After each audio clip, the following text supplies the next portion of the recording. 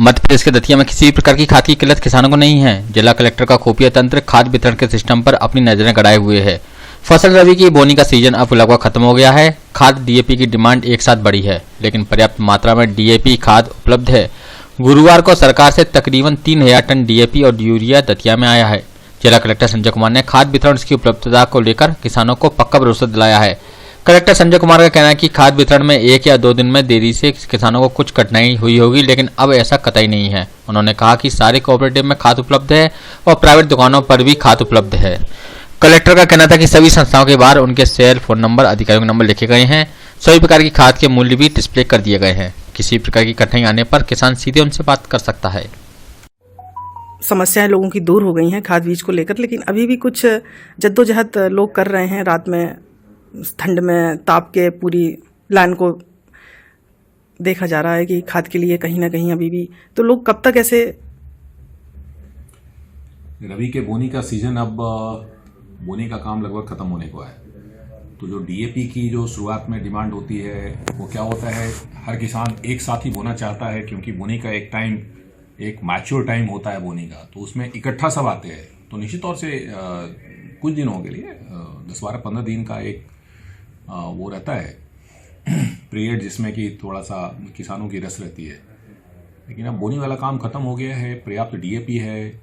कल ही जो है वो 3000 टन डीएपी आया हमारे पास। अब तो मुझे नहीं लगता है डीएपी लेने वाला भी कोई बचेगा, इतना डीएपी है हमारे पास। चूंकि बोनी का टाइम रहता है, सब जगह डीएपी जाता है, तो कई बार 1-2 दिन का गैप हो जाता है जब डीएपी नहीं रहता है या कोई और खाद नहीं रहता है। लेकिन अब डीएपी का काम खत्म हो गया, बची यूरिया का। कल ही यूरिया का एक रेक है हमारे पास 3000 टन का, तो यूरिया भी है आज के रेट में। तो यूरिया और डीएपी दोनों जो महत्वपूर्ण खाद है जिसके लिए लोग किसान आते हैं, वो पर्याप्त मात्रा में है फिलहाल। मुझे नहीं लगता आगे 8-10 दिन कोई इस मामले में कोई कष्ट होने वाला किसी को। मैं इतना ही कहूँगा किसानों से कि बिल्कुल धीरज रखें। दतिया जिले में लगातार आपूर्ति हुई है। कतिपय कारणों से 1-8 दिन का गैप होता है, लेकिन 1-2 दिन गैप के बाद तुरंत खाद आ जाता है और सबको मिलता है।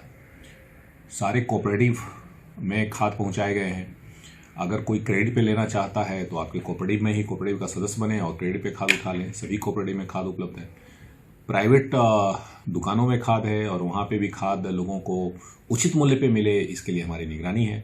हमने सभी जगहों पे अपने और अपने नीचे के अधिकारियों के नाम और नंबर और विभिन्न प्रकार के खाद का जो कीमत है, उचित कीमत, वो सब डिस्प्ले कर दिया है।